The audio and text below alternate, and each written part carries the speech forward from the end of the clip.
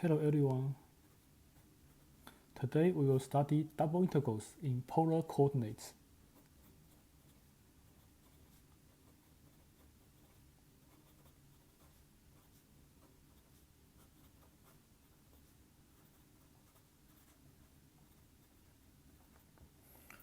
For polar coordinates, let me remind you a few things.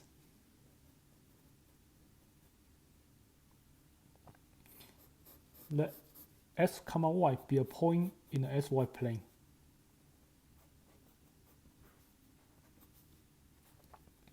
The distance from the point to x-axis is y, and the distance from the point to the y-axis is x.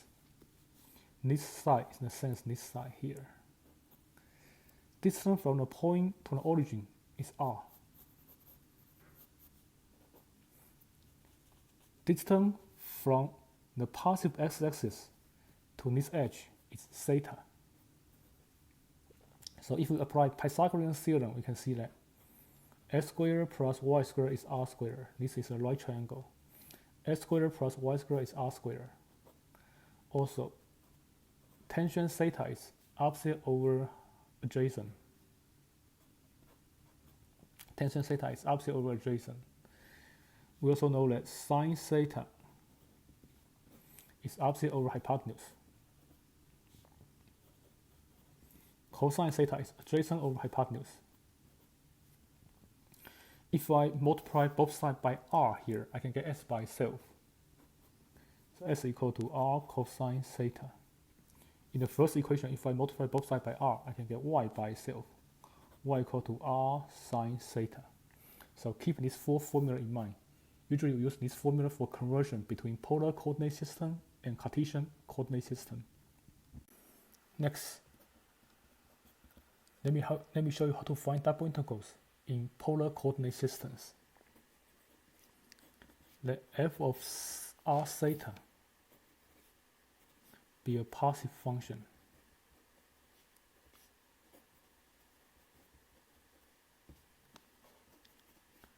Let r equal to the pair of r theta in R2, such that r is between A and B,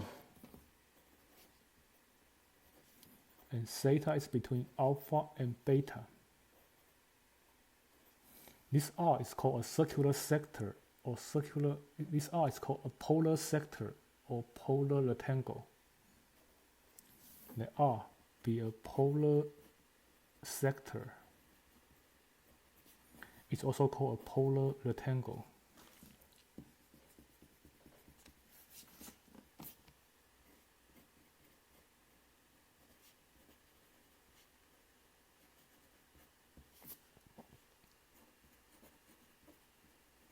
Suppose f of r comma theta is continuous.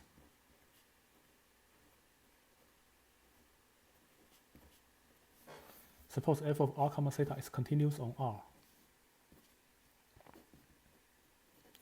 Find the double integral f of r theta over region R by finding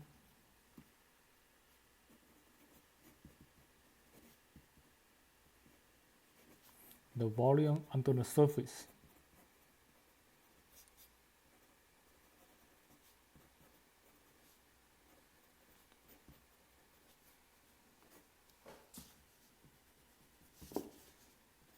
G equal to f of r theta in polar coordinate system.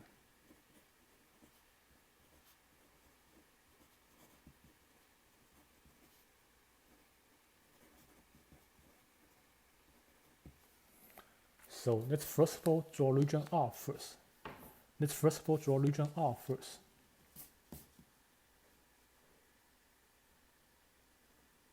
Suppose that's the origin.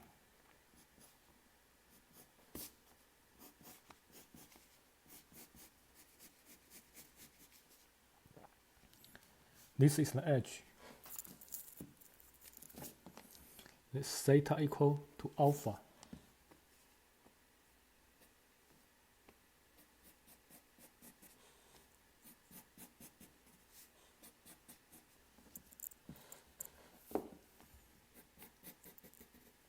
This edge represents theta equal to beta.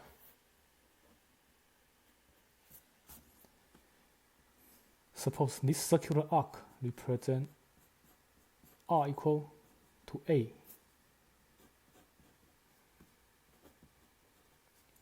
Suppose this circular arc represents r equal to b.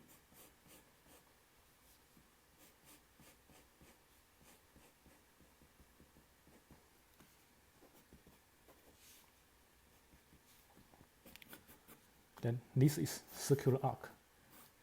This is the region R. This is the region R. This is region R. This region is region R. Let's call a polar sector or polar rectangle. This is region R. Next, I divide the interval R from A to B into n pieces, into n subintervals. I divide the interval R from A to B into n subintervals. So A will be R sub 0. R sub 1 will be here. R sub 2 is here. R sub I minus 1. Next is R sub I. Keep going. The second last one is R sub n minus 1. B will be R sub n. Then we draw a circular arc for each R.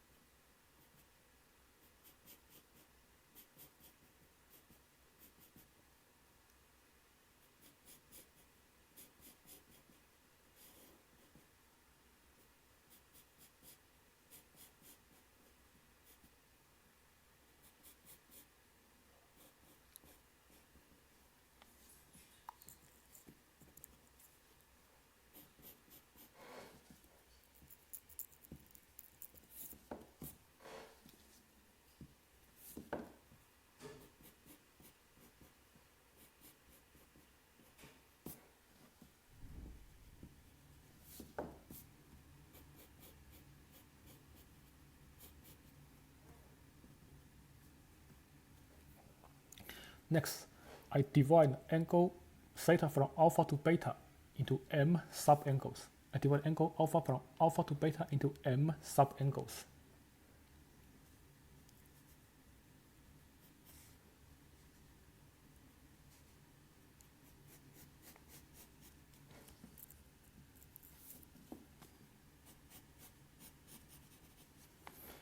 Alpha will be theta sub 0. This is theta sub 1.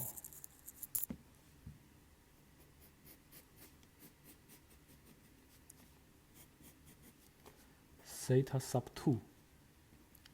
Continue, we have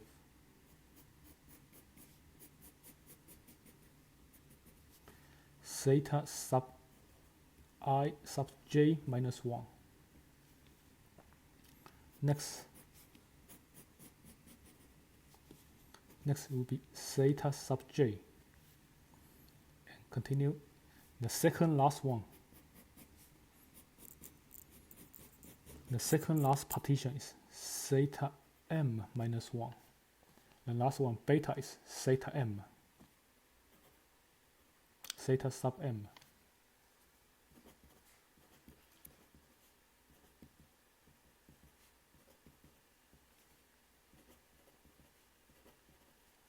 Here we can see that in region R, we have m by m subregions.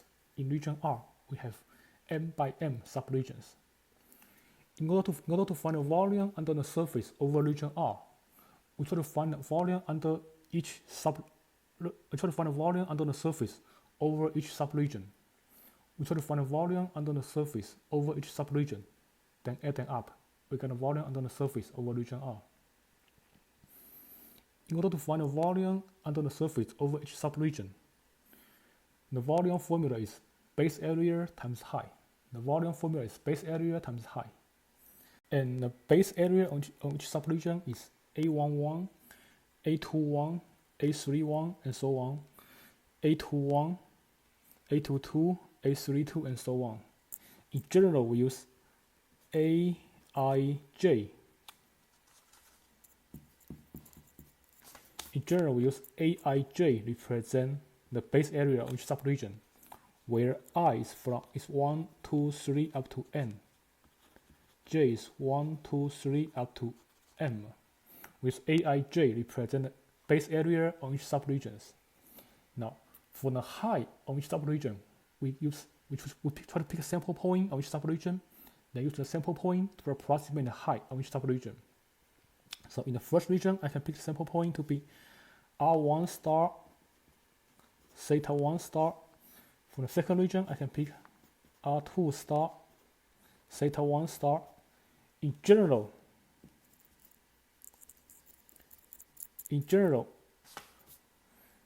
for this region here, I pick sample point Ri star, theta j star. In general, I pick sample point Ri star, theta j star.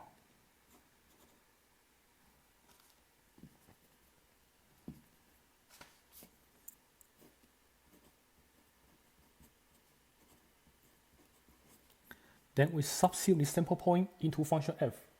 Then we substitute the sample point into function f. We find the height. Then we can use the height to approximate. We can use the height and the base area to approximate the volume under the surface on this subregion.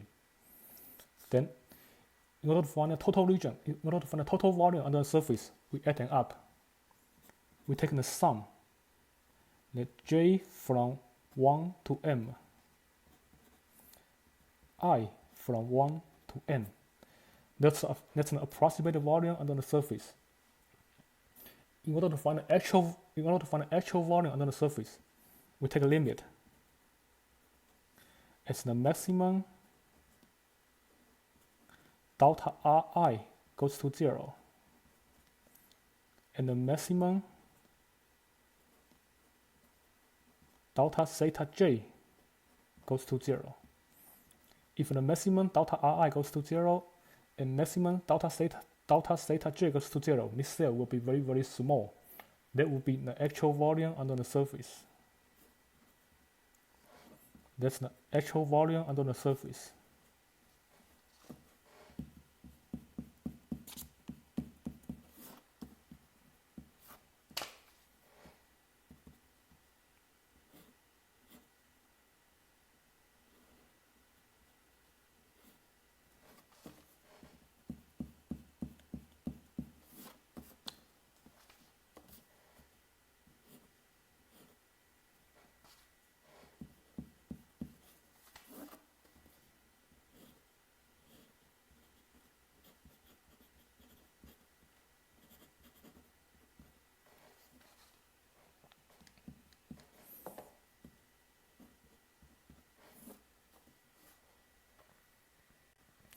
Now my next question is, how do we compute Aij? I'm sorry, it should be delta Aij. How do we compute delta Aij? How do we compute the area of each subregion? How to compute delta Aij? How to compute the area of each subregion?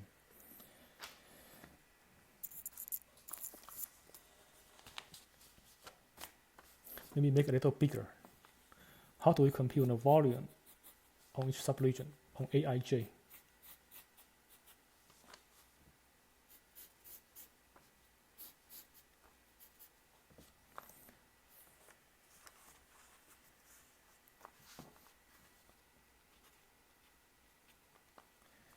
It's theta j minus 1.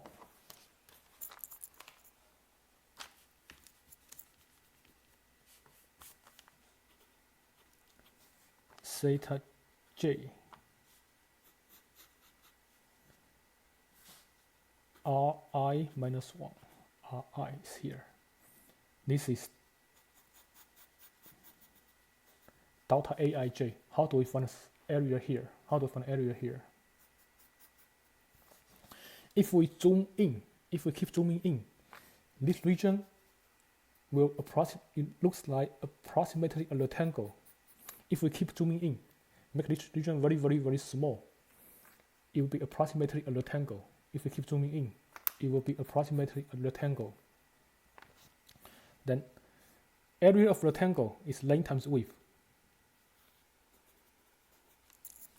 area of rectangle is length times width. What's the length? What's the width here?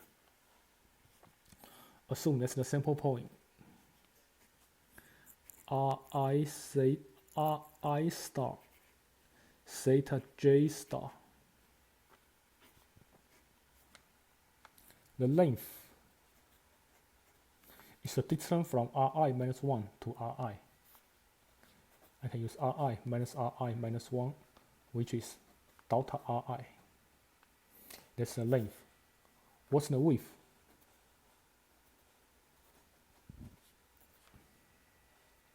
What's the width? The width could be this side or this side, or any length in the middle, or only width, or any length in the middle. That's the width.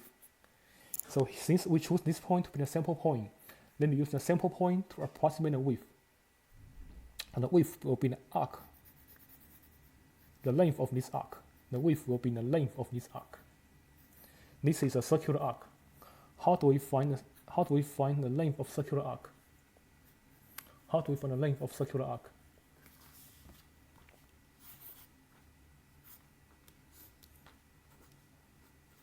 How do we find the length of circular arc? How do we find the length of circular arc? So to find a circular arc, we first of all compute the circumference first. Circumference is 2 pi r, but that's the entire circle. So we take circumference multiplied by the ratio between angle theta and full cycle. Full cycle is 360 degrees. Take the ratio of the angle theta over the entire circle. That's the length of this arc. And we know that 360 degrees is the same as 2 pi if we write it in radian measure. 360 degrees is 2 pi. I can cancel 2 pi.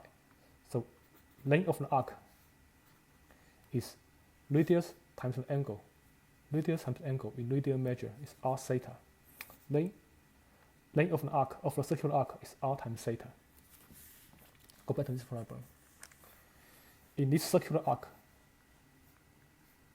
the radius is Ri star. Radius is Ri star. Ri star. Distance from the point to origin. Radius is Ri star. What's the angle? Angle is this angle here is an angle between theta j minus 1 and theta j.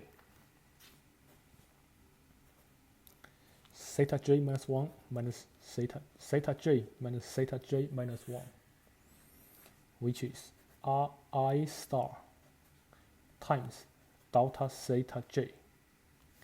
So that's the length, that's the width. Therefore, delta Aij is length times width, is delta Ri times Ri star times delta theta j. It can be rewrite as delta Aij equal to Ri star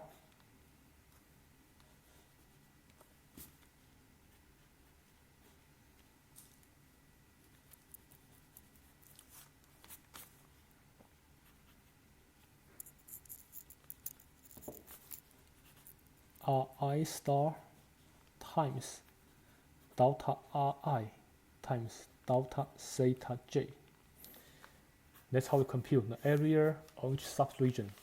That's an area of each subregion. That's an area of each subregion. So this formula can be rewrite as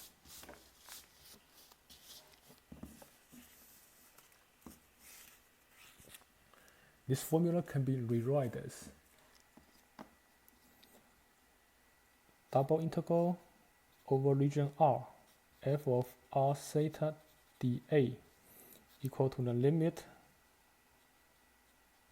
maximum delta Ri approach to 0, maximum delta theta j approach to 0. Take the sum I from 1 to n, j from 1 to m, f of Ri star, comma, theta j star.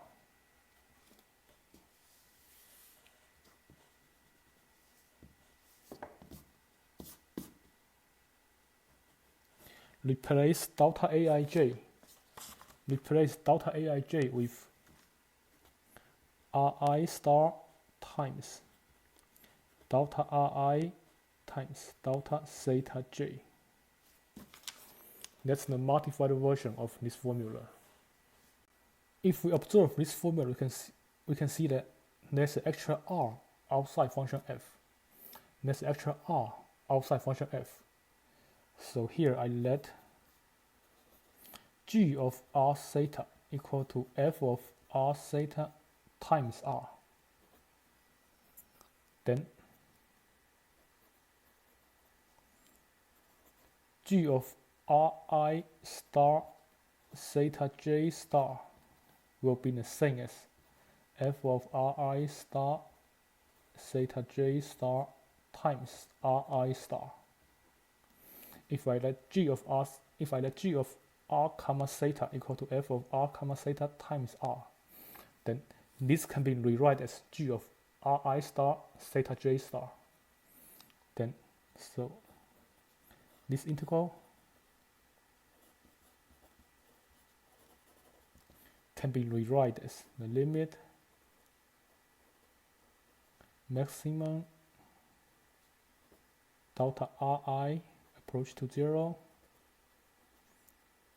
maximum delta theta j approach to 0.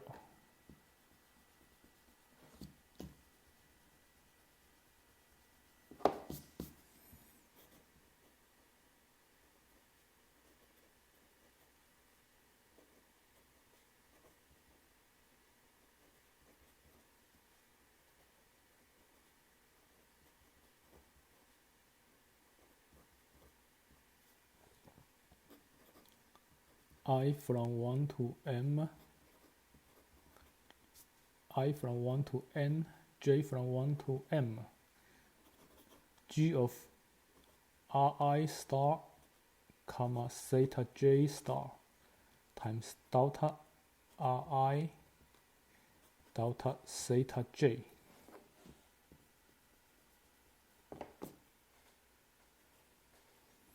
Then by Fubini's theorem, this can be rewritten as integral theta from alpha to beta, r from a to b, g of r comma theta, dr d theta. Then we can replace g with f of r comma theta times r. Then replace g with f. We have integral theta from alpha to beta,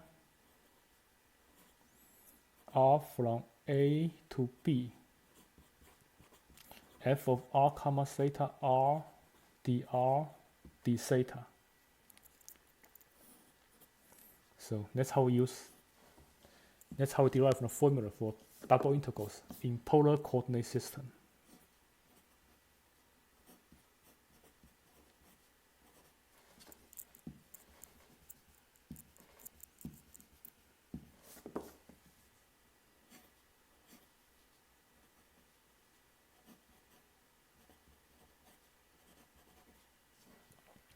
And in general, if f is a function of x and y, then I can rewrite x and y in terms of r and theta. X can be rewritten as r cosine theta. Y can be rewritten as r sine theta times dA. Then use the above formula. It can be rewritten as integral theta from alpha to beta, r from a to b, f of r cosine theta, r sine theta, r dr d theta. Let me put the formula here. Change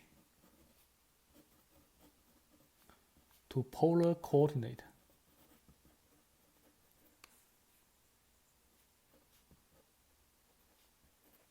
in a double integral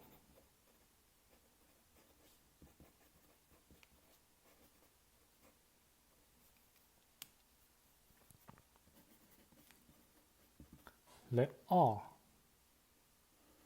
be the set of r comma theta in R2, where R radius is between A and B. We only consider positive radius, so A must be greater than 0.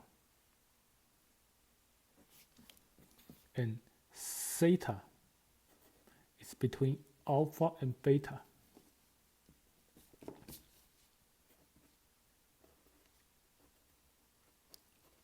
With beta minus alpha between 0 and 2 pi. We only find the volume in one cycle. So with beta minus alpha between 0 and 2 pi.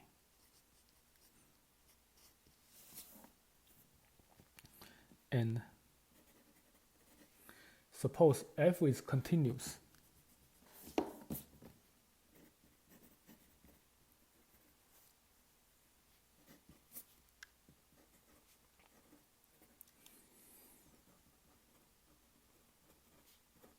Suppose f is continuous on R. Then the double integral f of sy over region R can be rewritten as theta from alpha to beta, R from A to B, f of, I need to convert x to cosine, f of r cosine theta, I need to convert y to r sine theta, convert sy to r theta, and dA is r dr d theta. So in polar coordinate, keep this in mind. dA is always r dr d theta. That's actual r here. dA is always r dr d theta. Keep it in mind.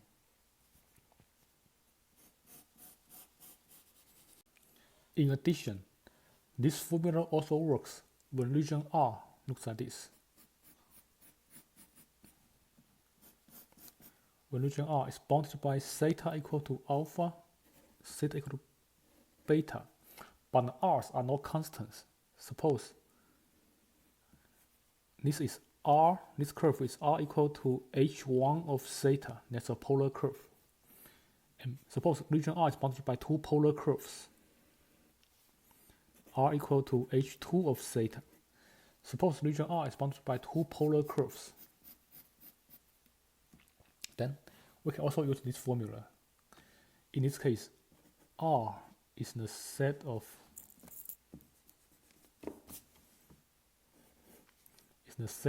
x, the set of r theta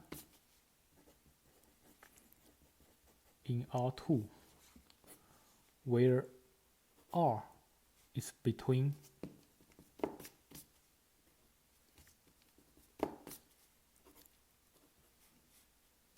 h1 and h2, and both h must be positive, must be non-negative, and theta is between alpha and beta, with beta minus alpha between 0 and 2 pi. This formula also works when R looks like a region. When R is a region, looks like this. The formula can be rewritten as double integral of f of sy over region R equal to theta from alpha to beta r from a to b, f of r cosine, r is from h of h sub 1 theta, r is from h sub 1 theta to h sub 2 theta, f of r cosine theta, r sine theta, r dr d theta. It also works for general region, looks like this.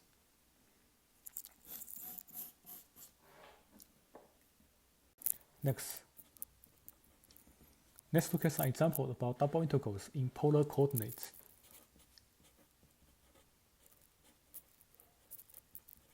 Evaluate double integrals 1 over s squared plus y squared plus 1 dA over region R, where R is the region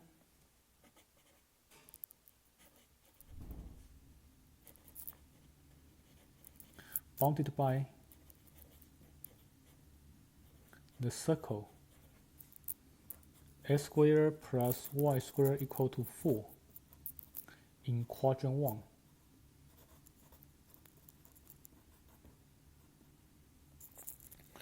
Let's draw region R first. R is a region bounded by the circle. This is a circle center and origin with radius 2 in quadrant 1.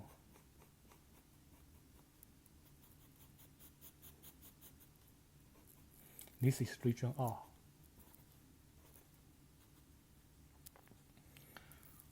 If we try to evaluate this integral directly, that's very hard. If we try to use x and y, if we try to use Cartesian coordinate to evaluate this integral, it's very hard.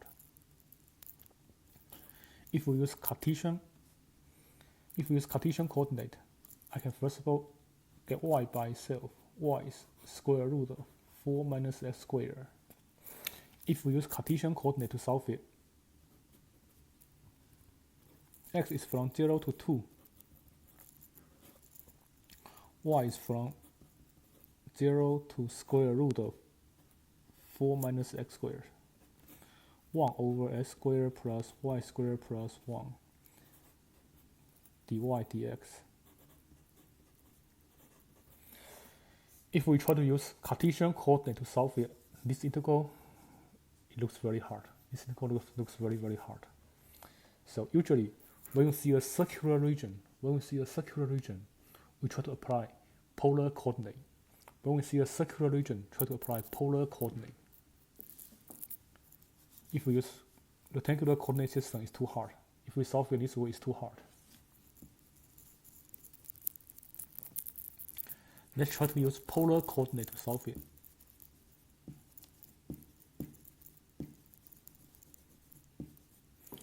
If we use polar coordinates, this is a circular region. R is from 0 to 2. R is from 0 getting larger, larger, larger, larger until reach 2. R is from 0 to 2. In the first quadrant, theta is from 0 to pi over 2. In the first quadrant, theta is from 0 to pi over 2.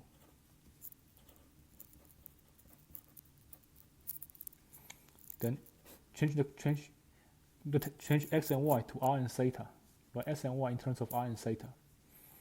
S squared plus y squared, this is r squared. If we use the conversion formula, s squared plus y squared is r squared.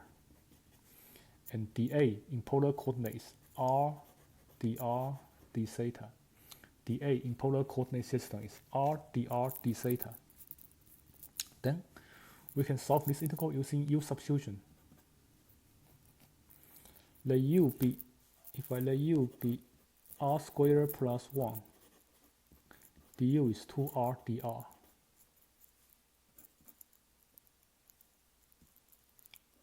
So theta is from 0 to pi over 2. I use U substitution here. U is from 1 to 5. A half 1 over U du d theta. If I take antiderivative,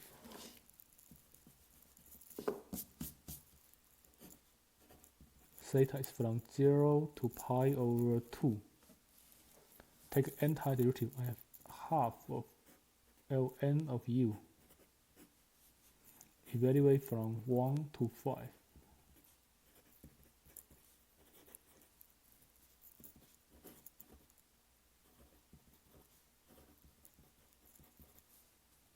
If I substitute 5, I get ln of 5. If I substitute 1, I get 0. Then evaluate, take this integral with respect to theta.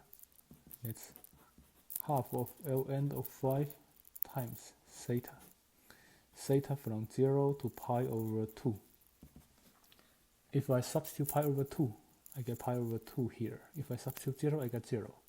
So the answer is half ln of 5 times pi over 2, which is pi over 4 times ln of 5. Next example.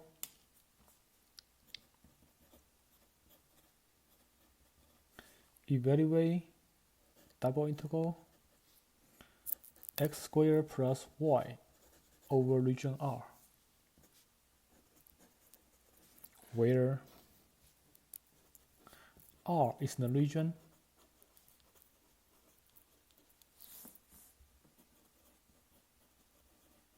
between two circles. X squared plus y squared equal to 1. And x squared plus y squared equal to 4. Let's draw region R first.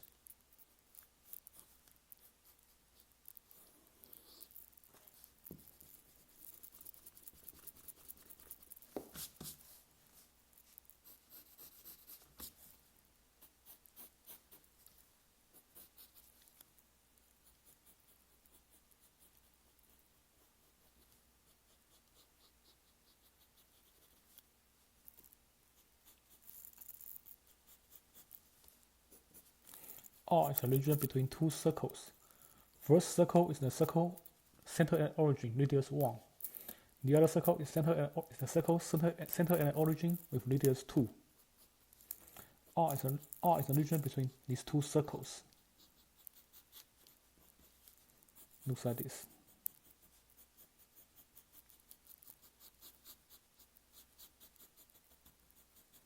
For this problem, the only choice is polar coordinate system. If we use rectangular coordinate system, we can't even set it up. It's very, very hard to set it up.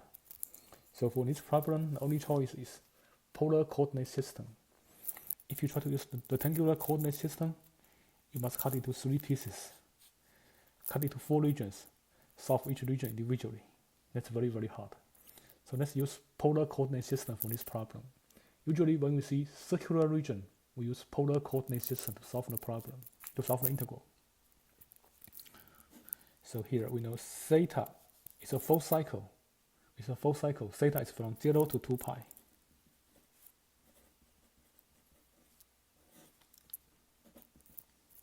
R is from 1 to 2. R is from 1 gets larger, larger, larger until it reaches 2. R is from 1 to 2. X squared, use the formula that S is R cosine theta.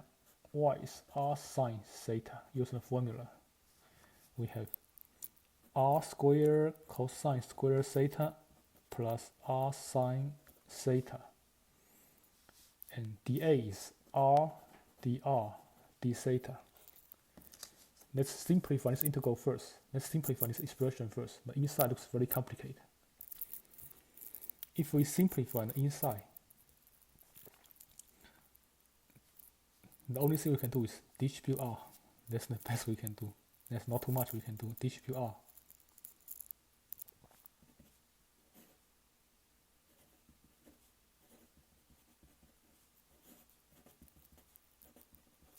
Distribute R, we have R to the power 3 cosine squared theta plus R sine theta. R squared sine theta. Dr d theta. Here, let's take inner integral first. Let's take Endo integral first. So keep an outer the same. Theta from 0 to 2 pi. Take antiderivative with respect to r. I have r to the power 4 over 4 cosine square theta plus r to the power 3 over 3 sine theta. Evaluate r from 1 to 2 times d theta. So theta from 0 to 2 pi. If I substitute 2 for r, 2 to the power 4 is 16. 16 over 4 is 4. I get 4 cosine square theta. 2 to the power 3 is 8. I get 8 over 3 sine theta. If I substitute 1, I get 1 over 4 cosine square. If I substitute 1, I get 1 over 3 sine theta d theta. Combine like terms.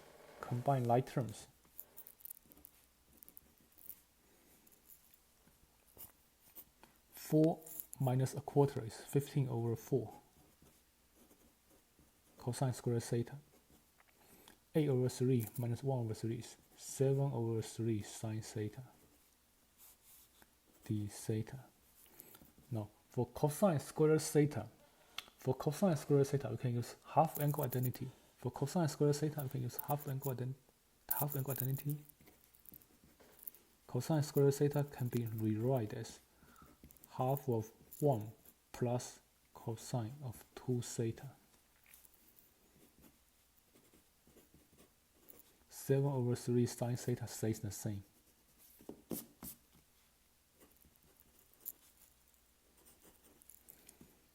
Then simplify. If we combine like term, we get 15 over 8. Distribute 15 over 8 to both of them. We have 15 over 8 plus 15 over 8 times cosine 2 theta plus 7 over 3 sine theta d theta. Then take antiderivative for each term. We have 15 over 8 theta plus 15 over 8 times half sine 2 theta minus 7 over 3 cosine theta. Evaluate from 0 to 2 pi. If we substitute 2 pi, we have 15 over 8 times 2 pi. If I substitute 2 pi, I have sine 4 pi here. Sine 4 pi is 0. If I substitute 2 pi, cosine 2 pi is 1. If I substitute 0, I get 0 plus 0 minus cosine 0 is 1. So 7 over 3, negative 7 over 3 and positive 7 over 3 get cancelled. What's left is 15 over 8 times 2 pi. 15 over 8 times 2 pi is 15 over 4 times pi. Next example. Evaluate double integral e raised to s squared plus y squared over region R dA, where region R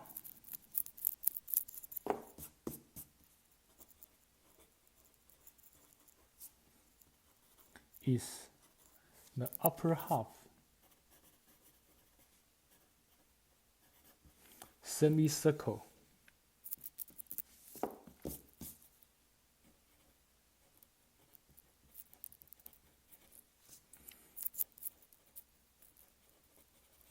center at the origin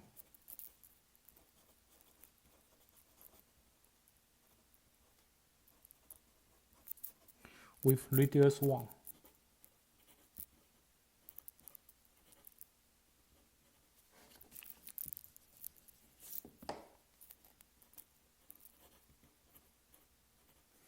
Evaluate this integral, where region R is an upper half semicircle centered at origin with radius R, with radius 1. Let's draw region R first. Region R is in the upper half semicircle, center at the origin with radius 1.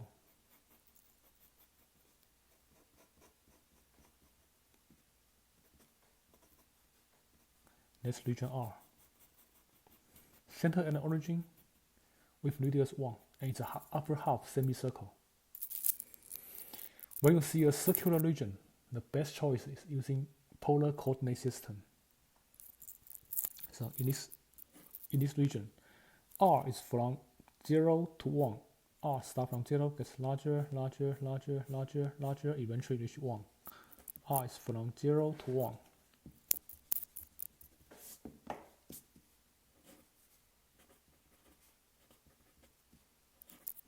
The angle is from 0 to pi. 0 is here, pi over 2 is here, pi is here. Theta is from 0 to pi.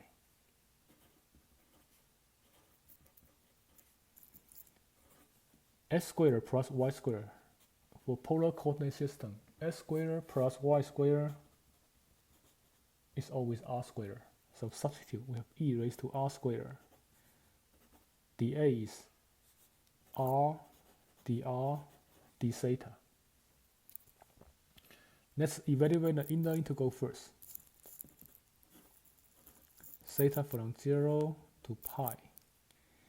For the Endo integral, we can use u substitution. The u be r squared. Du will be 2r dr. So if I substitute 0, I get 0. If I substitute 1, I get 1. I get half of e raised to power u du d theta. Now take an antiderivative here. Theta is from 0 to pi. If we take antiderivative, e to the power u stays the same. Evaluate from u equal to 0 to u equal to 1. If we substitute 0, if we substitute 1, e raised to power 1 is e.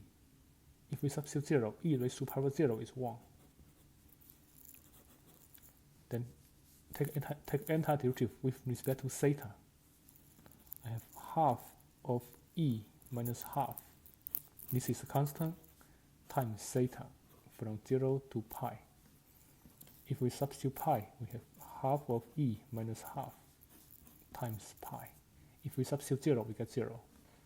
So the final answer is pi over 2 times e minus 1.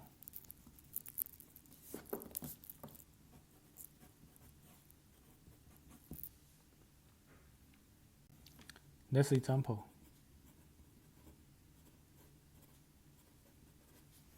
Evaluate the double integral over region R, where the function is y.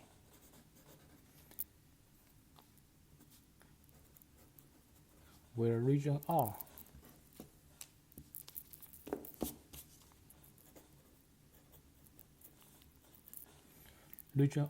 is the upper half semicircle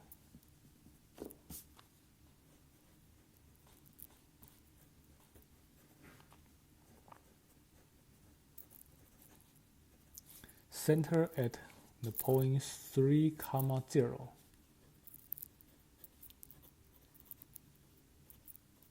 with radius 3. Let's draw region R first.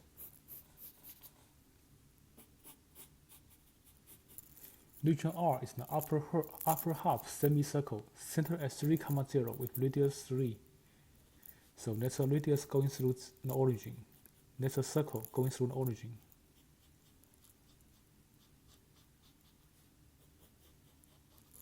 That's a semicircle going through origin, and that's an upper half of the semicircle. It's an upper half semicircle.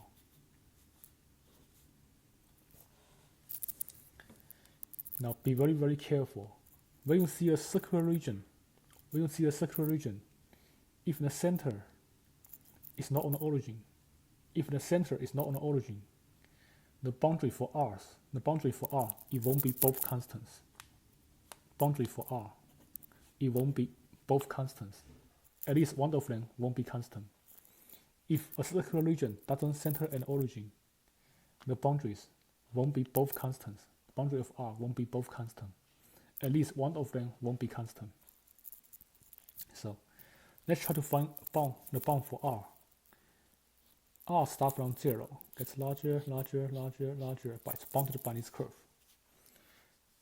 R starts from 0, but it's bounded by this curve. Let's find the equation for this curve first. This curve is a semicircle. It's a circle centered at 3, 0 with radius 3.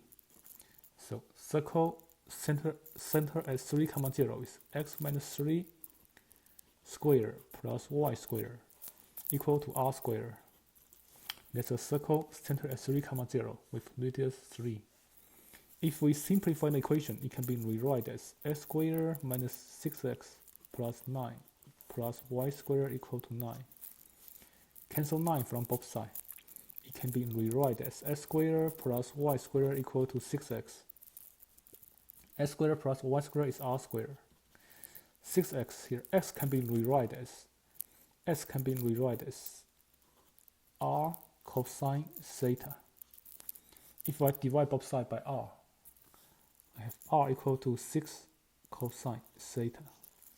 So this curve in polar form can be written as r equal to 6 cosine theta. That's the upper bound. R starts from 0. It goes to 6 cosine theta. R starts from 0. It's bounded by 6 cosine theta.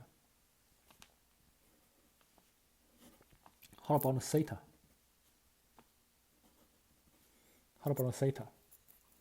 When theta is 0, cosine 0 is 1. 1 times 6 is 6. We are here. When theta is 0, we are here. Theta starts from 0. For what theta value, it goes back to origin. So let's set r equal to 0, solve for theta. If I set r equal to 0, I have 0 equal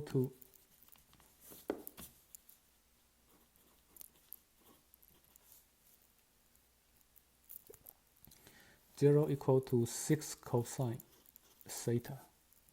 We know cosine theta, divide both sides by 6, cosine theta is 0. Cosine occurs 0 at pi over 2, and 3 pi over 2, 5 pi over 2, and so on. The closest one is pi over 2. So cos theta evaluate from 0 to pi over 2. Y can be rewritten as r sine theta. dA is r dr d theta. For this problem, be very, very careful. If for a circular region, the center is not on an origin, R won't have both constant boundaries. At least one of them won't be constant. Now let's solve this integral. We solve the Endo integral first.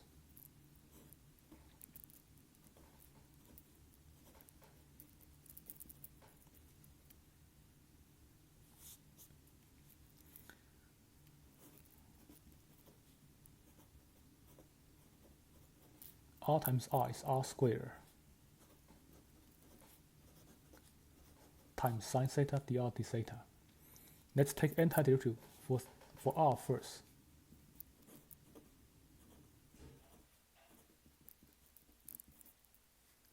If we take antiderivative with respect to R, we have R to the power 3 over 3 sine theta. Evaluate from R equal to 0 to R equal to 6 cosine theta d theta. If I substitute 6 cosine theta,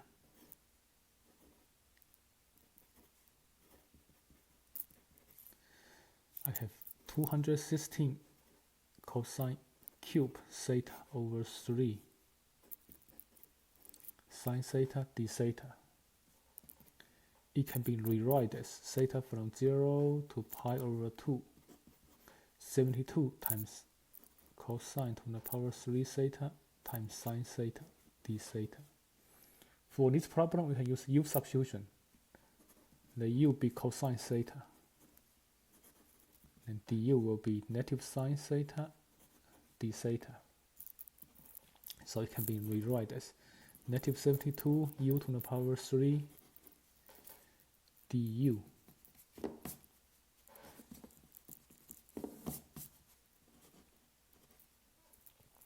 If I plug in pi over 2, cosine pi over 2 is 0. If I substitute 1, if I substitute 0, cosine 0 is 1. If I switch the upper and lower limit, the sign change from negative to positive.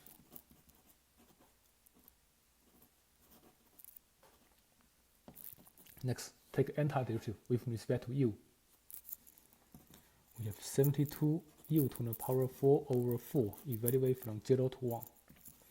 72 over 4 is 18. If I substitute 1 for u, I have 1. If I substitute 0, I get 0. So the answer is 18. Next example. Find the area enclosed by the curve r equal to 1 plus cosine theta using double integral. If we try to find area using double integral, the area formula is a equal to the double integral of number 1 over region R. So let's draw the region first. Let's draw region R first. R is a region enclosed by the curve 1 plus cosine theta. Here I use my calculator and sketch the graph. It looks like this.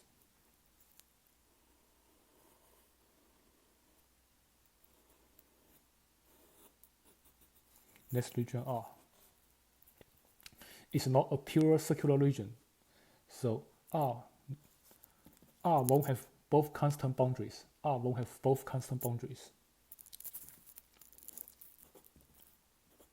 This is not a pure circular region.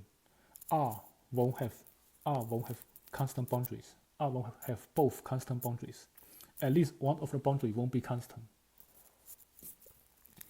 So we can see that here. R starts from 0. It gets larger, larger, larger, larger, larger. So R starts from 0. The upper bound for R is 1 plus cosine theta. It's this curve. Upper bound for R is this curve, 1 plus cosine theta. And how about the boundary for theta? How about the boundary for theta? If you draw the graph, we can see that when theta is 0, cosine 0 is 1. 1 plus 1 is 2. We are here. When theta is pi over 2, cosine pi over 2 is 0. 0 plus 1 is 1. We are here. When theta is negative pi, cosine negative pi is when theta is pi, cosine pi is negative 1. 1 plus negative 1 is 0. So when theta is pi, we are here. When theta is 3 pi over 2, cosine 3 pi over 2 is 0. 1 plus 0 is 1. We are here.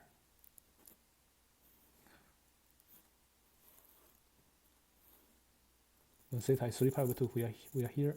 When theta is 2 pi, cosine 2 pi is 1. 1 plus 1 is 2. We go back to this point. So when we complete one cycle, theta goes from 0 to 2 pi.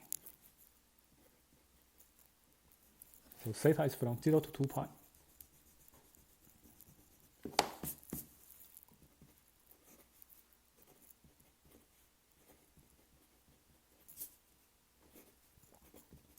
R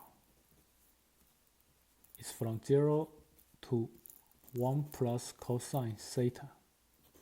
1 times r dr d theta. dA is r dr d theta.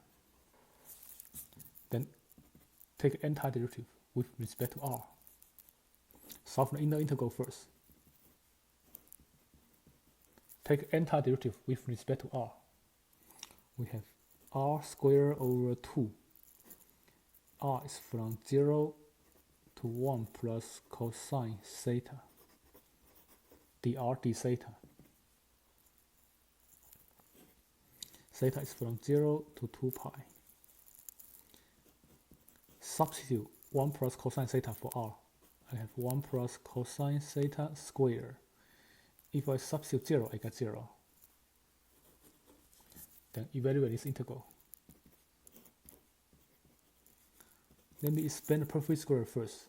I have 1 plus 2 cosine theta plus cosine square theta d theta.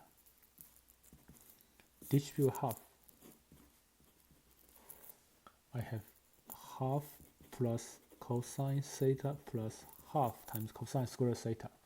For cosine square theta, use half angle formula. That's half 1 plus cosine 2 theta d theta. Half times half is a quarter. Distribute a quarter.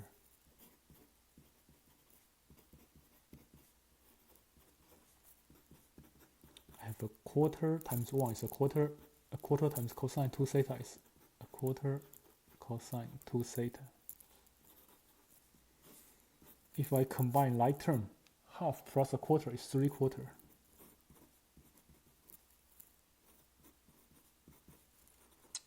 Cosine theta plus a quarter cosine 2 theta d theta. Then take antiderivative with respect to theta. I have 3/4 theta plus sine theta plus 1/8 sine 2 theta. Evaluate from 0 to 2 pi. If we substitute 2 pi, we have 3/4 times 2 pi. Sine 2 pi is 0. Sine 4 pi is also 0. If I substitute 0, I get 0. So the final answer is 3 pi over 2. The final answer is 3 pi over 2. Next example.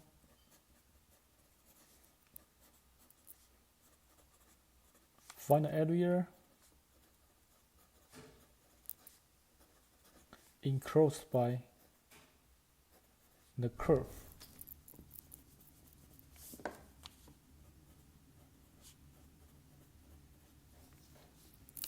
r equal to sine 3 theta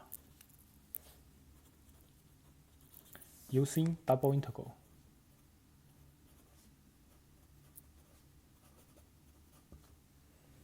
So area formula using double integral is double integral over region R, 1 times dA.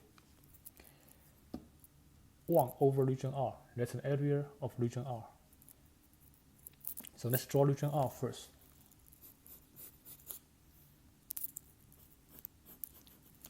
R equal to sine 3 theta. Using my calculator, I get this graph.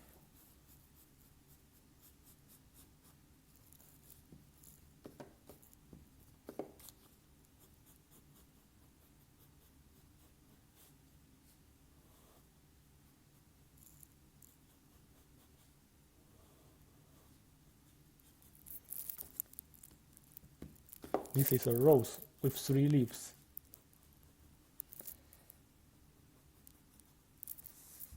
So since we don't have a pure circular region, R won't have constant boundary. R won't have both constant boundaries. Let's find the area for one leaf first, then multiply by 3. So R starts from 0, then bounded by this region, this curve. R starts from 0, bounded by this curve. Sine 3 theta. How about theta?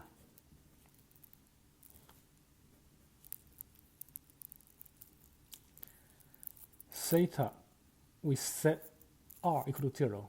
This curve starts from origin and go back to origin when we complete the first leaf. So I set R equal to 0, solve for theta. 0 equal to sine 3 theta. Sine theta occurs at 0, pi, 2 pi, 3 pi, 4 pi, whole number of pi. So 3 theta equal to 0, pi, 2 pi, 3 pi, 4 pi, and so on. If I divide both sides by 3, theta equal to 0, pi over 3, 2 pi over 3, pi, and so on. The first two solutions is 0 and pi over 3. So when theta is 0, we start from here. When theta is pi over 3, it completes one cycle, go back to 0. So theta is from 0 to pi over 3.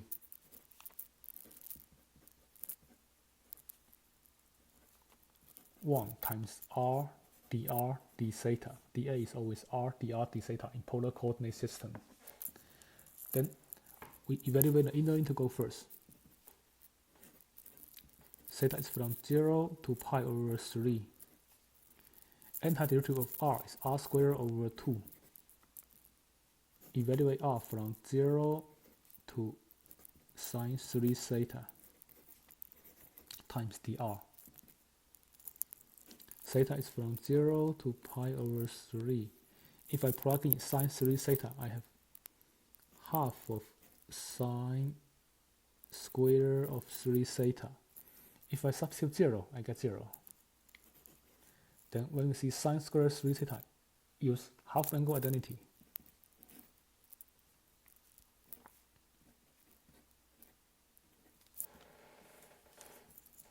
Use half angle identity. That's 1/2 times 1/2. 1 minus cosine of 6 theta d theta. Half times half is a quarter. If I distribute a quarter, I have a quarter minus a quarter cosine 6 theta d theta. Then take antiderivative with respect to theta.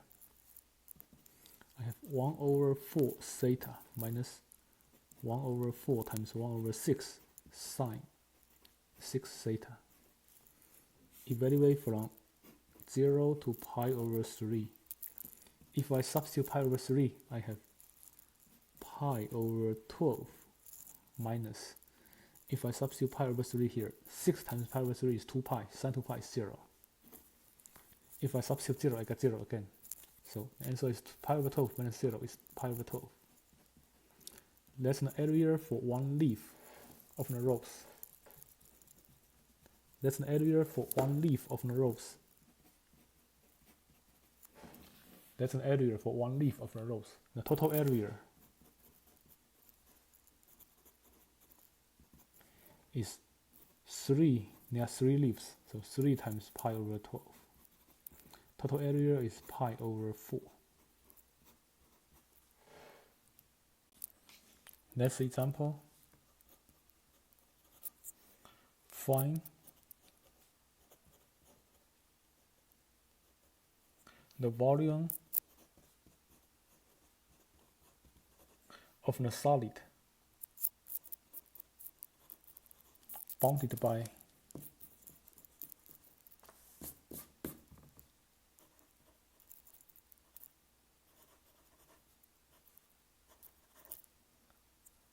G equal to Sy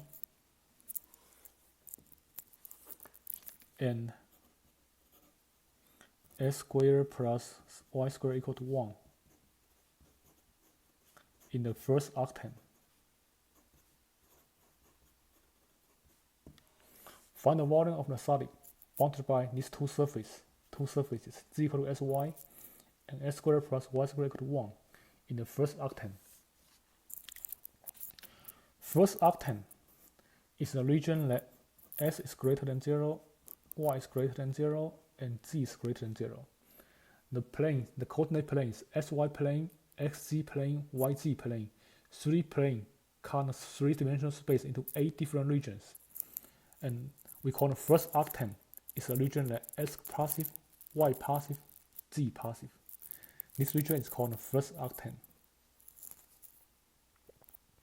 We are looking for the volume bounded by these two surfaces. This is a cylinder. This is a cylinder. And we know G equal to Sy is a surface above SY plane. because in the first arctan, both s and y are greater than 0. So z equal to sy is a plane above sy plane. So we are looking for the area, we are looking for the volume under this surface. We are actually looking for the volume under this surface bounded by this cylinder. We are actually looking for the volume under this surface bounded by this cylinder. This is a cylinder. S squared plus y squared equal to 1 is a cylinder. We are looking for volume under this surface bounded by this cylinder. So the volume bounded by this surface in the first arctan is the double integral over region R, double integral of z equal to sy over region R. And region R, if you look at the cylinder from top to bottom, we can see a circle. If you look at the cylinder from top to bottom, we can see a circle.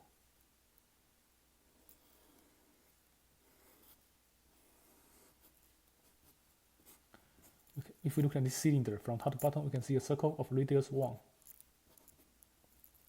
And we are looking for the volume in the first arctan, which is a region S positive, Y positive, Z positive.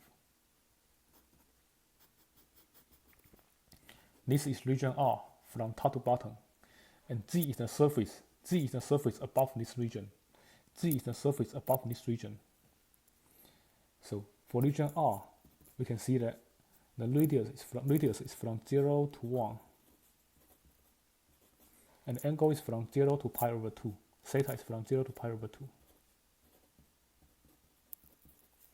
X can be rewritten as R cosine theta.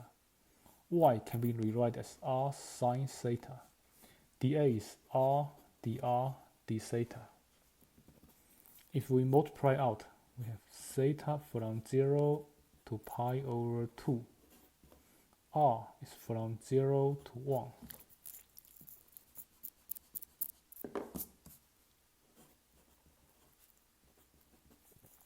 If we multiply out, we have R to the power 3 times cosine theta sine theta dr d theta. In this problem, here we can see that we write the function as a product of function of R times function of theta, and all the boundaries are constants. Then I can separate this into two integrals, two single integrals. R from 0 to 1.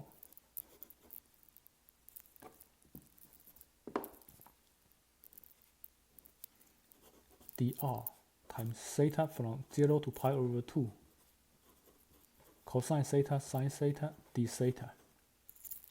When a function can be written as a product of R and theta, and all the boundaries are constants, I can separate the double integral into two single integrals, solve each one individually, then multiply together.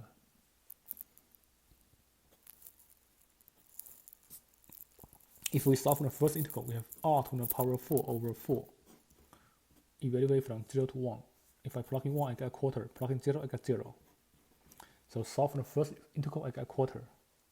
Solve the second integral, I can use double angle formula. We know that sine 2 theta is 2 sine theta cosine theta, which means half of sine 2 theta is sine theta cosine theta. So if I use double angle formula here, I have half of sine 2 theta d theta. Then if I take antiderivative, I have a quarter cosine 2 theta, and it's negative. Evaluate from 0 to pi over 2. If I substitute pi over 2, 2 times pi over 2 is pi. Cosine pi is negative 1. If I substitute 0, I get 1. Sorry, this should be negative 1 over 4. So multiply out, we have a quarter plus a quarter is a half. So for the final answer, the volume is a quarter times a half is 1 over A.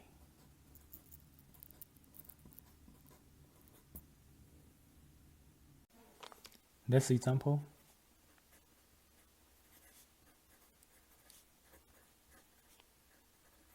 Find the volume of the solid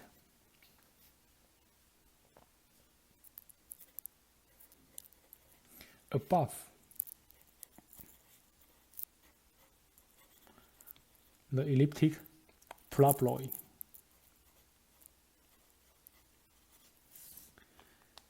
Z equal to S squared plus Y squared.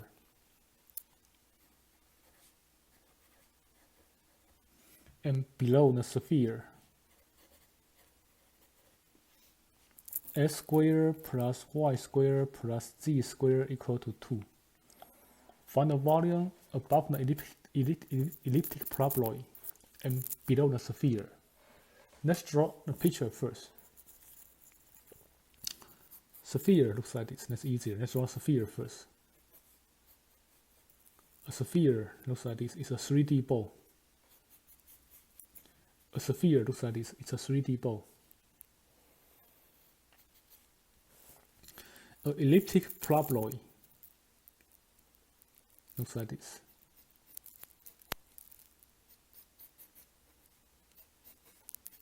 That's an elliptic paraboloid.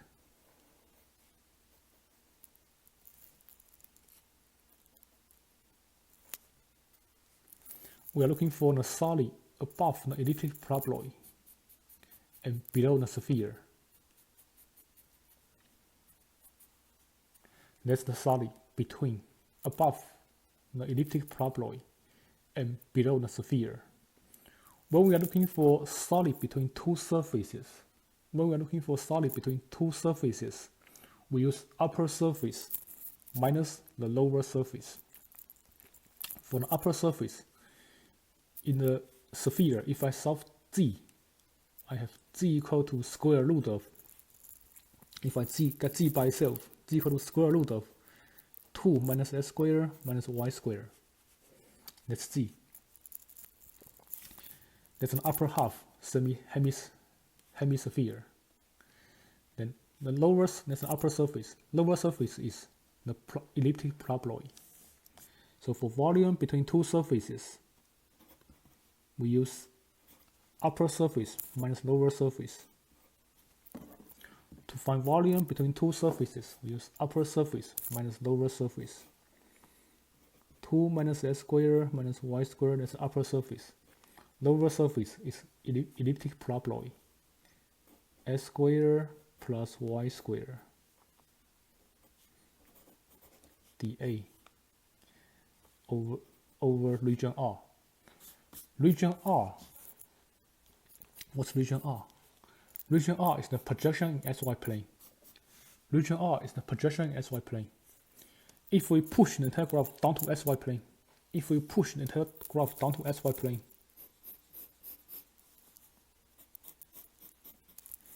we have a circle. If we push the entire graph down to XY plane, we have this circle here. Or from top to bottom, all we can see is this circle. We can't see anything else. From top to bottom, all we can see is this circle. That's called a projection in XY plane.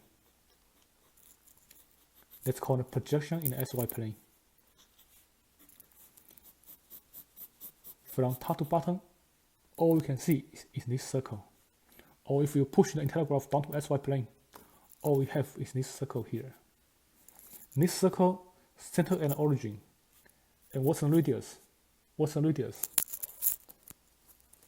circle is the intersection of these two surfaces. I can solve these two equations to find the radius. So the elliptic paraboloid Z equal to S squared plus Y squared. I can replace S squared plus Y squared with Z. So if I substitute, I have Z plus Z squared equal to 2. I replace S squared plus Y squared equal to Z. That's the intersection. It must satisfy both equations. So I replace S squared plus Y squared with Z. Then I can solve an equation for Z. I have Z squared plus Z minus 2 equal to 0. Vector g plus 2, g minus 1. Solve an equation for g equal to -2 and g equal to +1.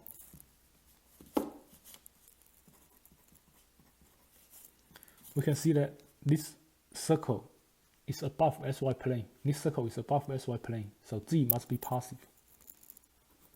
G must be positive, so we take g equal to 1. -2 is rejected. G must be +1. If g is +1, we substitute g here. If g is +1, substitute g here. We have s squared plus y squared equal to 1. That's a circle center at the origin with radius 1, so r is 1. That's a circle center at the origin with radius 1, so r is 1. So r is from 0 to 1. For this region r's radius is from 0 to 1. It's a full cycle, so theta is from 0 to 2 pi.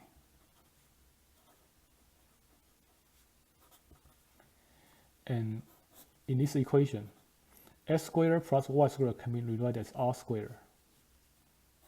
S squared plus y squared can be rewritten as r squared. dA is r, dr, d theta. Here we can use u substitution. Let u be, let me solve these two integrals individually. There's no fact, the boundaries are constants. So I can write a function as a function of r and a function of theta. Function of theta is 1. So I can write this double integral into two single integrals. Theta is from 0 to 2 pi d theta. R is from 0 to 1. Square root of 2 minus r squared r dr. If the boundaries are constant, and the function can be written as a product of r and theta, there's no theta here, so we can treat the function of theta is 1. This is function of r. Function of theta is 1. So if I can write the function as I can write this function as a product of function r and function of theta. And all boundaries are constant. I can write this double integral as two single integrals, and we solve each one individually. The first one is simple. Antiderivative of d theta is theta. Evaluate from 0 to 2 pi. If we substitute 2 pi, we get 2 pi.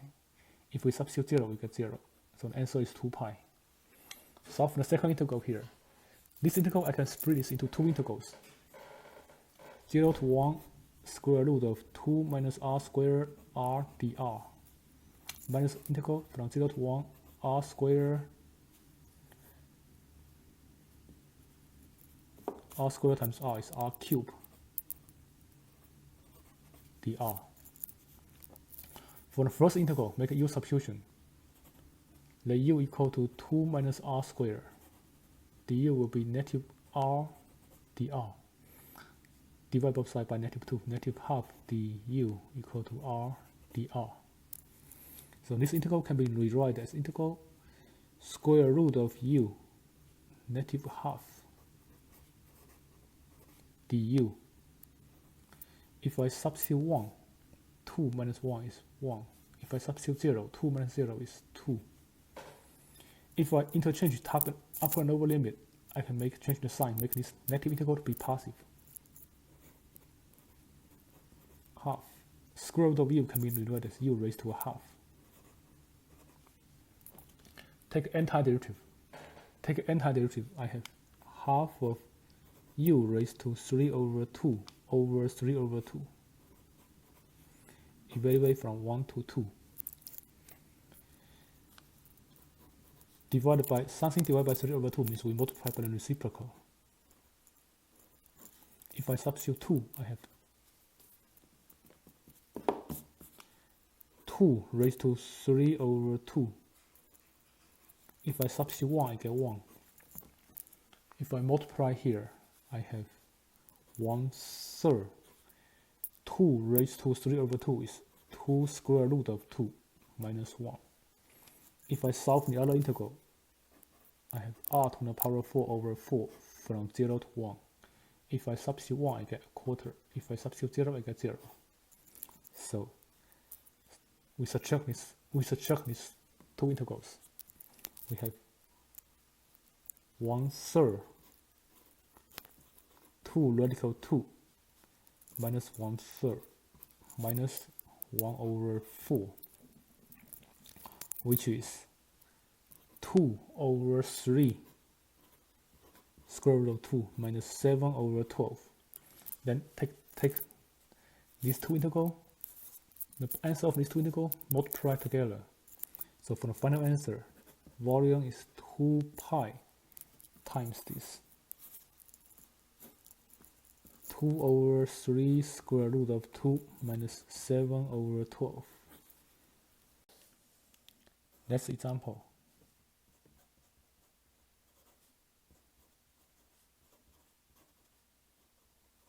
Find the volume of the solid.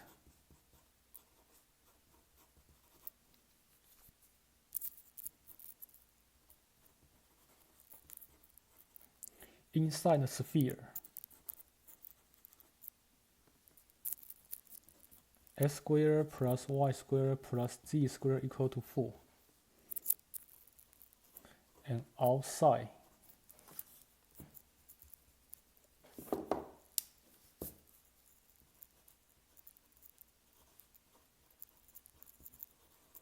the cylinder,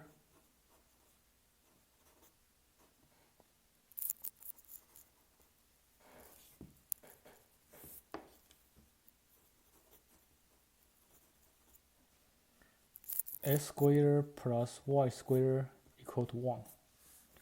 The picture looks like this. Volume inside the sphere, but outside the cylinder.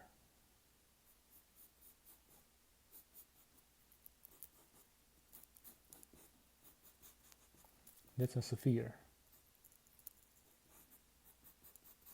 The cylinder looks like this.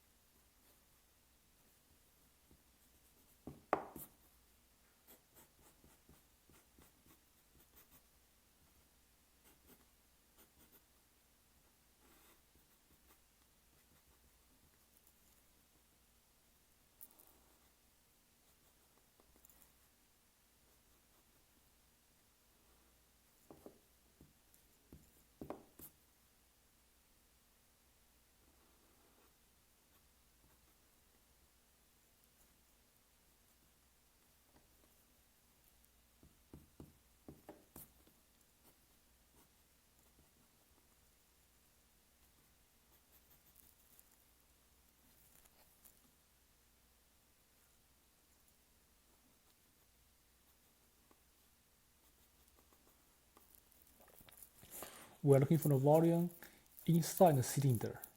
So inside the sphere, but outside the cylinder. We're looking for this volume here. Inside the sphere, but outside the cylinder.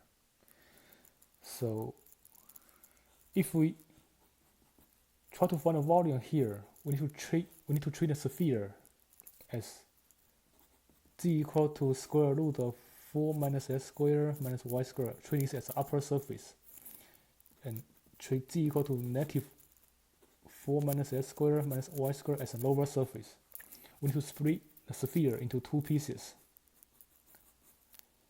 One piece is above xy plane, another surface is below xy plane. So this volume here is the volume between these two surfaces. When we are looking for volume between two surfaces, we use upper surface minus lower surface. When we are looking for volume between two surfaces, we use upper surface minus lower surface. Here we split the sphere into two surfaces. Get z by itself. Split the sphere into two surfaces. If I get z by itself, z squared is 4 minus s squared minus y squared. Take square root. Z could be either plus or minus 4 minus s squared minus y squared. So the positive square root is the surface above xy plane. Negative square root is the surface below xy plane. The volume here is the surface the volume here is the volume between two surfaces. Take upper surface. When we're looking for volume between two surfaces, use upper surface minus lower surface.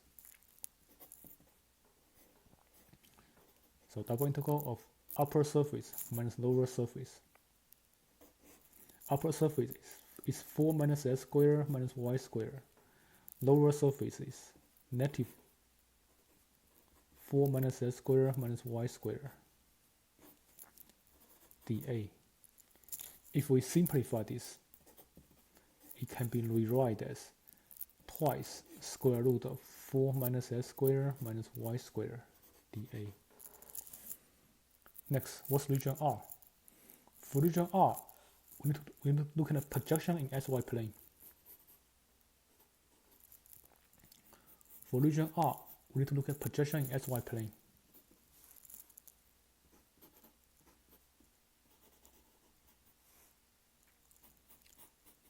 For region R, look at projection in xy plane. If you look at the picture from top to bottom,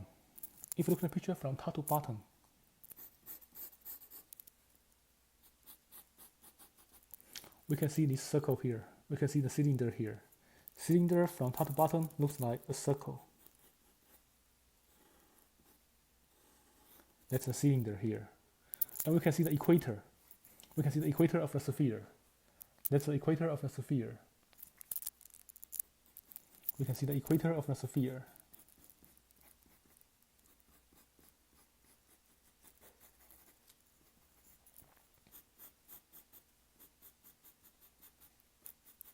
That's region R. From top to bottom, we can see this cylinder here. Cylinder from top to bottom looks like a circle.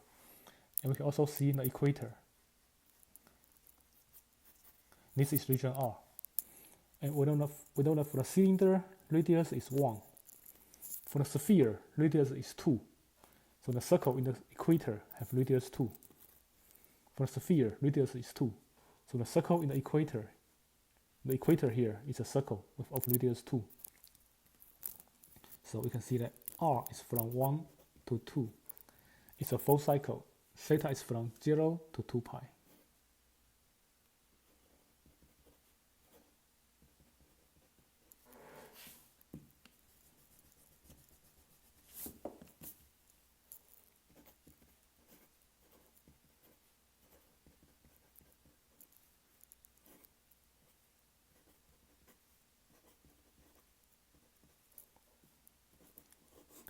And x squared plus y squared is always r squared.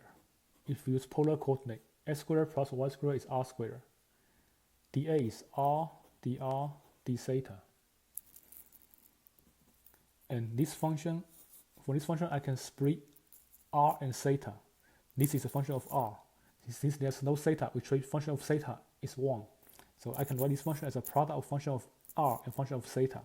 And all the boundaries are constants. I can write this as two single integrals. Theta from 0 to 2 pi, 1 times d theta. R is from 1 to 2. 2r square root of 4 minus r squared dr. We solve each integral individually, then multiply together. If we solve the first integral, antiderivative of 1 is theta. Evaluate from 0 to 2 pi. If we substitute 2 pi, we get 2 pi. Now solve the second integral. For the second integral, we make a u substitution. The u equal to 4 minus r squared. Du will be negative 2r dr. So this integral can be rewritten as negative square root of u du. If we substitute 2 here, 4 minus 2 squared is 0. If we substitute 1, 4 minus 1 squared is 3. Now, if we interchange the upper and lower limit, we change the sign of the integral. It becomes u raised to a half. It becomes positive square root of u, which is u to a half du. Then take antiderivative. We have u raised to 3 over 2 over 3 over 2, which means we multiply by the reciprocal. Evaluate from 0 to 3. If we plug in 3, we have 3 radical 3. If we plug in 0, we get 0. multiply out, it's 2 radical 3. So for the final answer, we multiply these two integrals. Multiply the answer of these two integrals. We have 2 pi times 2 radical 3, which is 4 pi radical 3, or 4 radical 3 pi.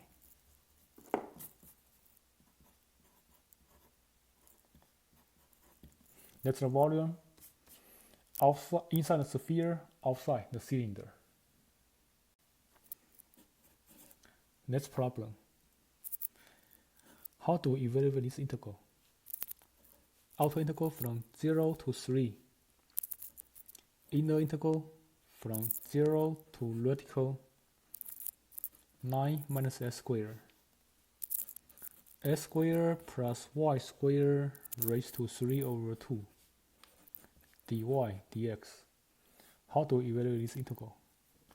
If we try to solve it directly, we need to use 3 substitution, which is very, very hard. Can we find a different way to solve this integral?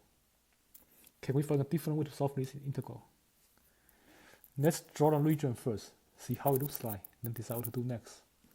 Let's draw the region first, then decide what to do next. The inner integral is y equal to 0 and y equal to radical 9 minus x squared. That's a lower bound, that's an upper bound. Y equal to 0 is the x-axis. Y equal to radical 9 minus s squared. This can be rewritten as y squared equal to 9 minus s squared plus y squared equal to 9. That's a circle of radius 3, but y is positive square root, so it's a semicircle. It's a semicircle above xy plane, since y is positive square root of 9 minus s squared. This is semicircle, upper half semicircle. Center at 0, radius 3. And that's the lower curve. That's the upper curve. X is from 0 to 3. So that's the region R. That's the upper curve, that's the lower curve. X is from 0 to 3. That's region R. And here we can see that this R is a circular region. Center and origin with radius 3. This R is a circular region. Center and origin with radius 3. So I can rewrite this integral as double integral over this region R. S squared plus y squared 3 over 2 dy times dx is the same as dA. Then next we can apply polar coordinate. For polar coordinate, theta is from 0 to pi over 2. For polar coordinate, theta is from 0 to pi over 2.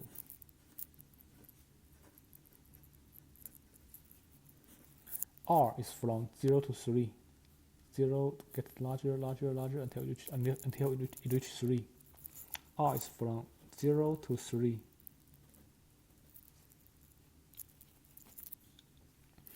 And s squared plus y squared can be rewritten as r squared. S squared plus y squared can be rewritten as r squared. dA is r dr d theta if we use polar coordinate. Then multiply out. R squared raised to 3 over 2 is r to the power of 3. R to the power of 3 times r is r raised to the power of 4.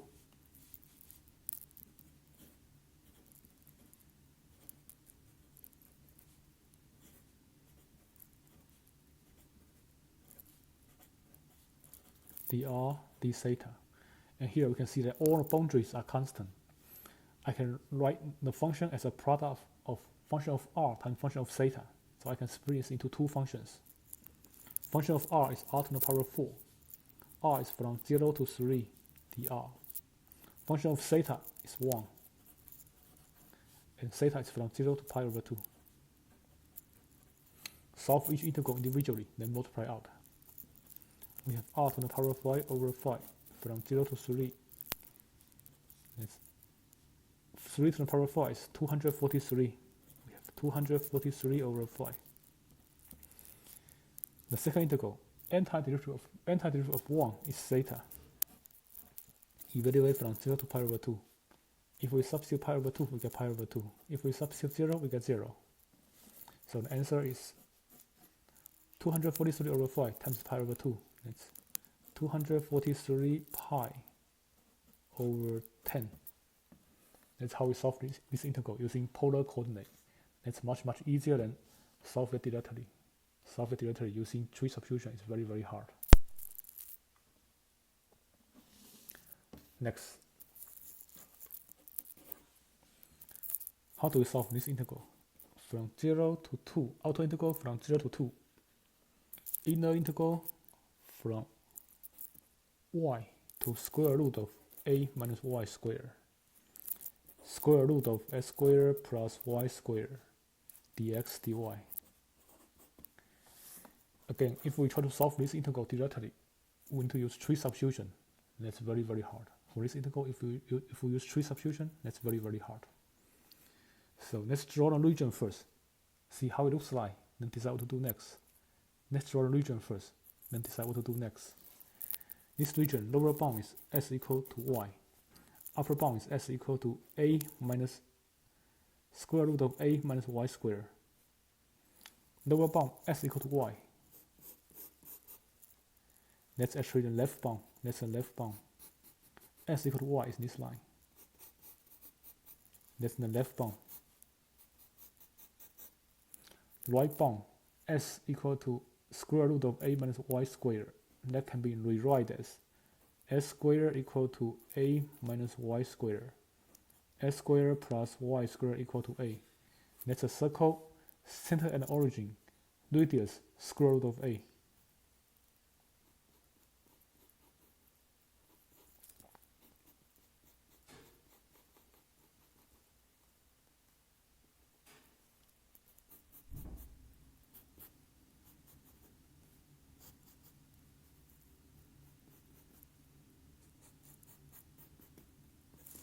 That's the left bound, that's the right bound. So this is left bound, this is the right bound. Left bound, right bound. That's left bound, this line is left bound. Lower limit is left bound, upper limit is the right bound. Y is from 0 to 2. 0 is here. When y is 2, we substitute 2 solve for x. If I substitute 2 for y, if I substitute 2 for y, 2 squared is 4, a minus 4 is 4, square root of 4 is 2, s is also 2. So y is from 0 to 2. This is left bound, this is right bound, that's the region. That's region R. Region between two curves. This is left bound, this is right bound. Y is from 0 to 2. Y is from 0 to 2. That's region R. So we can see that this is part of the circle. Center and origin. We can use polar coordinate to solve it. If we use polar coordinate, how it looks like. Radius is clearly from 0 to radical A. This circle has radius radical A. This circle has radius radical A. So R is from 0 to radical A. How about theta? Theta is 0 here. What's theta here? Theta is 0 here. What's theta here? When we try to find theta, we can use the formula that tension theta equal to y over x. For at this line, x equal to y, and on this line, s equal to y. So they are the same. On this line, x equal to y, so they are the same. Tension theta actually equal to 1. If tension theta equal to 1, theta must be pi over 2. This line, on this line, s equal to y. So y over x must be 1. For all points on this line, s and y is the same, so s over y is 1. Theta must be pi over 4. So theta is from 0 to pi over 4.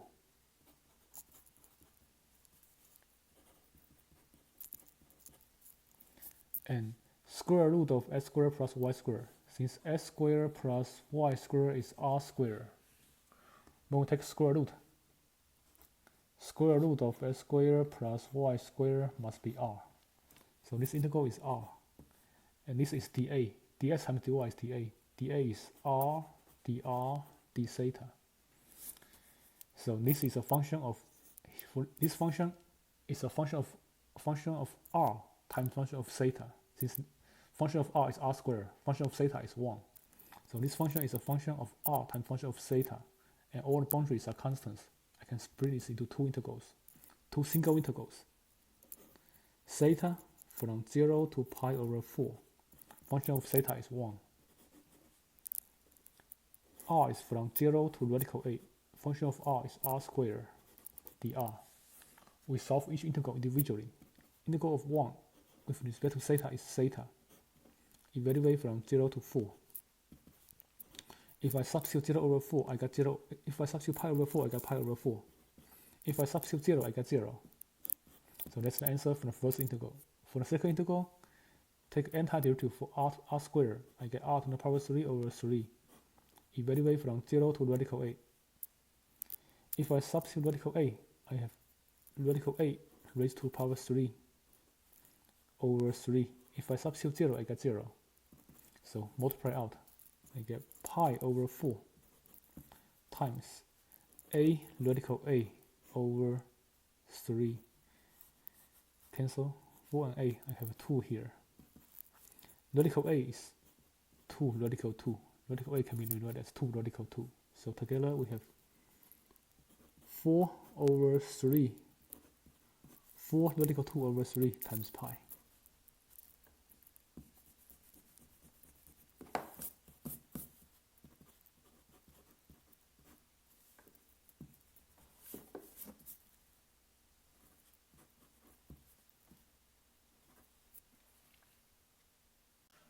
Next, it's a single integral from 0 to infinity, e raised to negative s squared dx. The reason I introduced this integral is that for those who plan to take probability and statistics class in the future, you may need to know this integral for standard normal distribution. So the way to solve this integral, one approach is you can use Maclaurin theory. Then run this as a theory, Maclaurin theory. Take integral for each term, then evaluate from 0 to infinity. That's very, very hard. Using series is very, very hard. A simpler way, today I'll show you a simpler way using double integrals to solve this integral. Let this equal to I. Let this integral, also this integral equal to I. Then I squared can be rewritten as integral from 0 to infinity e raised to negative s squared dx times integral from 0 to infinity e raised to negative y squared dy. These two integrals, they are exactly the same. If I change variable from x to y, they are exactly the same. These two integrals, they both equal to I. If I change the variable from x to y, the value of the integral stays the same. So they are both the same. If this integral is I, then if I multiply these two integrals, I get I squared. If one of the integral is I, when I multiply two integrals together, I get I squared. Next, we have two single integrals. The limits are constants. I can write this together as integral from 0 x from 0 to infinity, y from 0 to infinity, e of negative x squared times e of negative y squared dy dx. I can bring these two integrals together as one integral.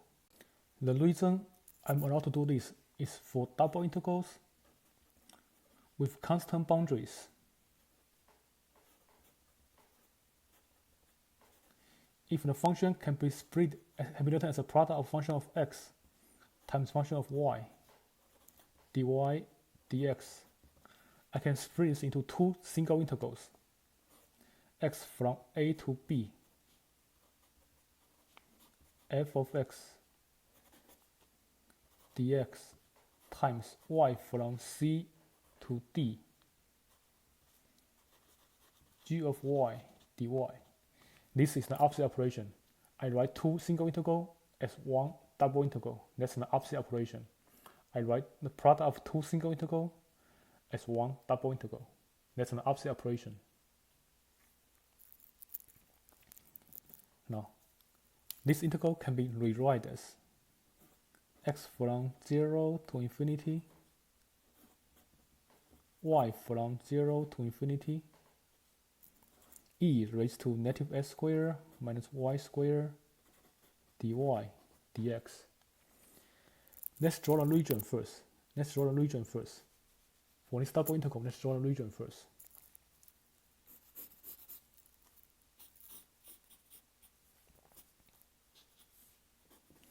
X from 0 to infinity, y from 0 to infinity, that's the first quadrant.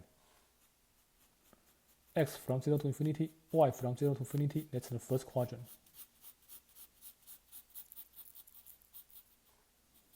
In the first quadrant, if we think of polar coordinate, r is from 0, 1, 2, 3, 4, 5, 6, 7, 8, 9, up to infinity. R is from 0 to infinity. In the first quadrant, r is from 0 to infinity. Theta is from 0 to pi over 2. In the first quadrant, theta is from 0 to pi over 2.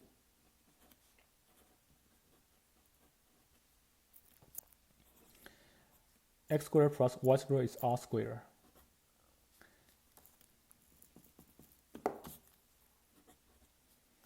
Dy times dx is the same as dA. And for polar coordinate, dA is r dr d theta. And for this function here, I can write it as a product of function of r, and we can write it as a product of function of r and function of theta. For this function here, I can write it as a product of function of r and function of theta. And all the boundaries are constant. I can separate the variable r and theta. Theta is from 0 to pi over 4.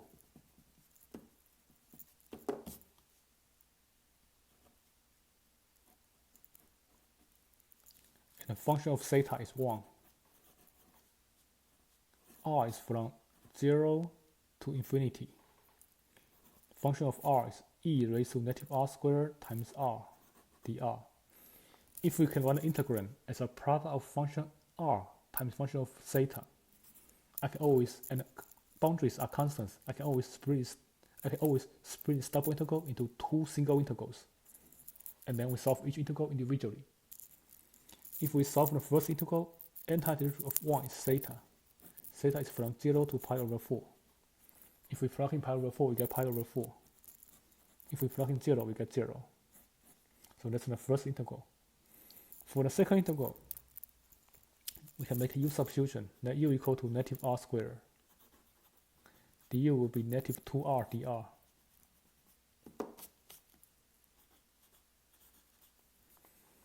So this integral can be rewritten as, this is an improper integral, we must write it as a limit t approach to infinity, integral from 0 to t. If we plug in t here, we get negative t squared. If we plug in 0, we get 0. E raised to power u times negative half du.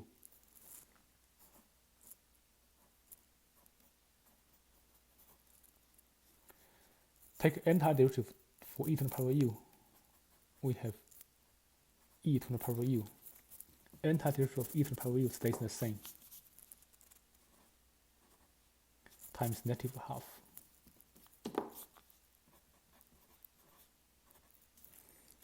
Evaluate from 0 to negative t squared. If we substitute negative t squared,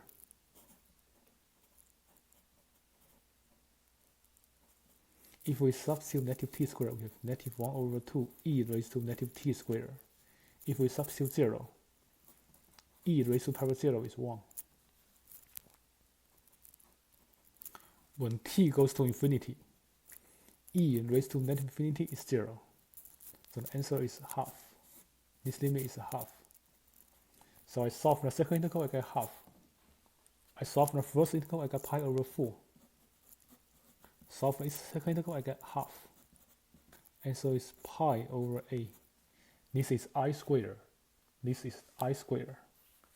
In order to find I, take square root for the answer. So for the integral, this is I squared.